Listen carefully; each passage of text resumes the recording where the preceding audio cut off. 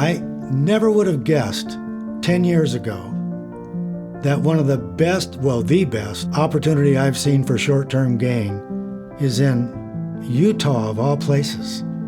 It's not uncommon to see $4, $5, $6 million homes, cash. And I started asking myself, well, is this going to continue? And that's where it started my intrigue about Park City specifically.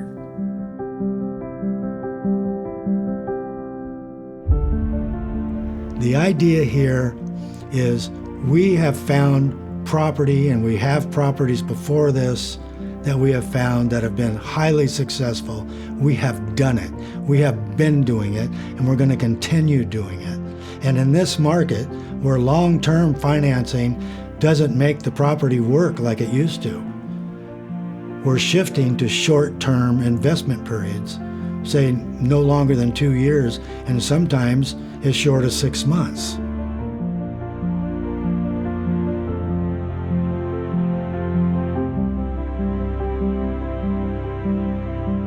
You know, for over 45 years, I've never had a partner.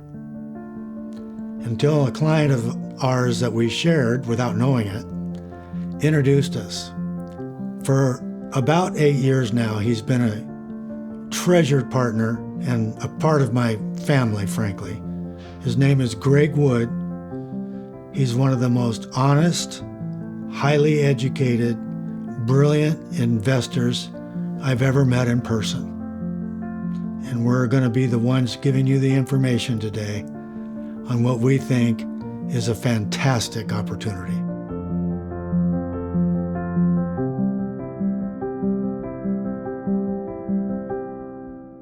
So the options for Park City, the barrier of entry was really, really high for most people. They're very high income earners, a lot of retirees that really don't want to be disturbed live up there, and a lot of celebrities, billionaires as well, that buy property up there. So it's kind of a hush-hush sleeper community.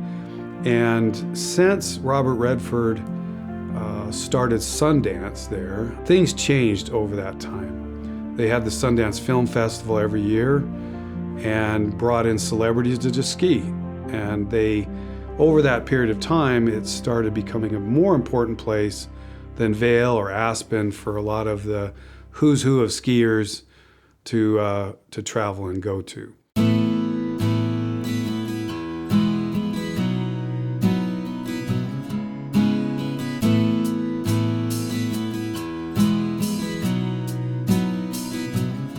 So the timeline can be a little bit nuanced right now. We purchased a 9-plex it's not Old Town. Technically it's not Old Town, but it's still the historic district of Park City. It's a very small community, especially the downtown part of Park City. It's narrow because there's mountains on both sides, ski resorts on both sides, and behind the downtown. So it's a small sliver of developable land and then surrounding areas. Our project is in the middle of this old part of Park City, and they're very strict on what they will allow. The good news is we bought a building that's on the other side of the street. So let's say the north side of the street would be considered historic Old Town, and you cannot demolish buildings, can't change much of anything. We're on the south side of the street, which is historic but not Old Town, so therefore we're allowed to demolish the building. So we have a 9-plex building that was rent ready and vacation rental ready right now. We went ahead and purchased the building for roughly $9 million. And the idea at the time was option A, leave it as is, get the vacation rental revenue documented and stabilized so that it could be then sold to some other potential investor for a small increase in value. Option B was remodel, extend the building. The other value that people didn't perceive at the time, the reason we got a great deal is the sellers did not keep the rent roll on their books. They had everything off book. And so buyers aren't going to buy it as is when there's no financials. It's just, you hope. Secondly, most people didn't know if you have 9 tax ID numbers in Park City, you're allowed to expand that. We're not asking for an additional tax ID. We're asking to extend the square footage of each tax ID. Not very complicated in the cities to do that. So we thought that could be an option of extending the existing square footage, maybe doubling that, but keeping the same tax ID numbers.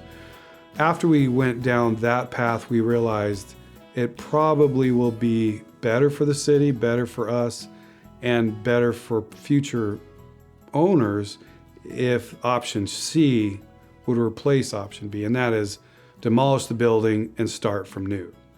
That had seemed to be the quickest path for all involved and get the city to be more willing to work with us if we did that. From right now, we have the architects hired, the engineers, the city's engaged, we have an attorney involved, and we've been interviewing a couple of general contractors, all of which are excited about the project. It's very likely we will have a pre-approved plan with the city by this summer. If you have a pre-approved plan, you can then take reservations on those individual tax IDs. And that is non-refundable, secured deposits. And according to the real estate agents, the builders, the attorneys, we'll pre-sell all of those as soon as that's ready. Then we could start planning the demolition and construction phase. Demolition would be 2 weeks. From start to finish of construction could take 2 years. What makes this very unique is you rarely get an opportunity in Park City, for one. There isn't a lot of homes for sale in downtown Park City. So the risk of, is it likely that our lot, which could be built up to 30 feet and have 9 buildings of possibly 20,000 square feet built on it, worth more than we paid when all the comparables around that are higher for less? The risk showed that played out very well, that this is a no-brainer. In addition, we have the tax IDs. The city can't take those from us. Those are worth quite a bit. Most lots you get one. It's your lot, it's your tax ID. So the risk of losing tax IDs is close to zero.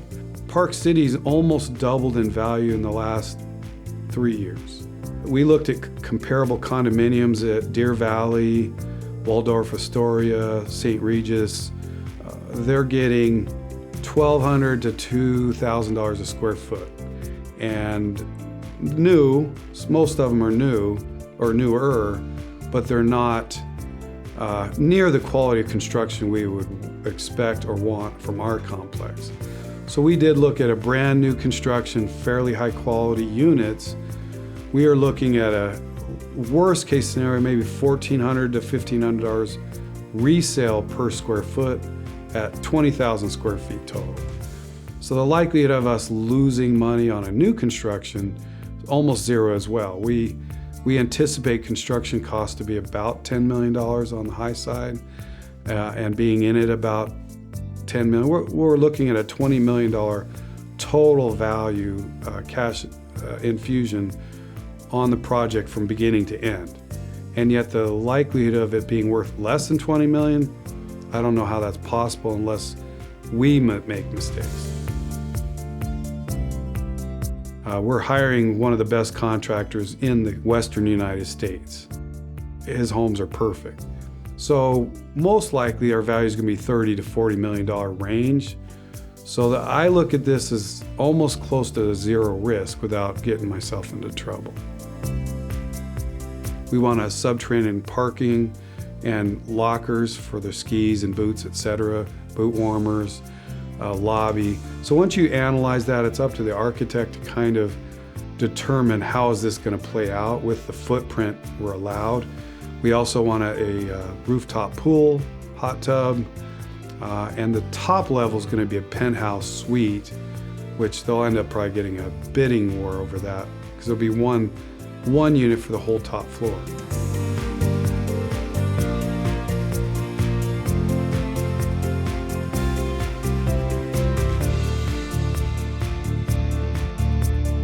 What is unique about this, first of all, Jeff and I want other people to make money.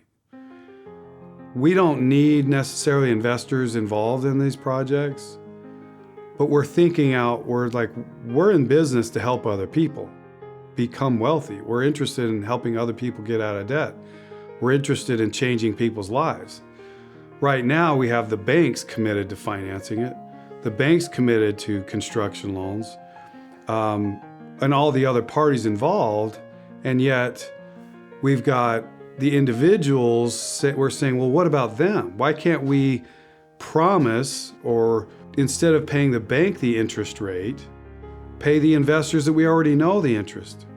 So that's the proposal, is let's just replace some of the debt that we go into with the banks and introduce investors that then they could make these returns instead of the institutions that always make the returns. So really it's a welcoming to our clients. It's a privilege and opportunity to introduce this to a select group of people that get to take advantage of something that Jeff and I fell in love with. So it is a project that will get done. We don't need the investors' money to make this happen. We want it because it's someone like, it's our mother, it's our brother, it's our family. Why wouldn't we want to include them in something that is assured? I can't ever say guaranteed, but it's assured because we own the projects in our name. We have the contractors so excited that they're willing to do it at cost and forego their profit by a percentage of the profit of the project. That's rare, especially high-end contractors. We have an attorney that's the best attorney in Park City. City loves working with him. Berkshire Hathaway Real Estate, they're drooling over it. And they've told us they can pre-sell all these units, non-refundable deposits, roughly $500,000 to $1 million up front per unit. Normally you get an investment that people have an idea. Well, they want to buy something. They hope to get it remodeled. They hope they get the city involved. They hope it comes in budget. All that stuff, most of it's already out of the way. So it is unique, and we're just excited to introduce it to our clients. That's really what it is, so that the average Joe gets an opportunity to use their IRA funds, use their retirement plan, whatever they have, to say, look, we also have an ownership interest in Park City, which is probably the sexiest project I've ever seen. Park City's the place to buy right now, and probably will be for the next couple years.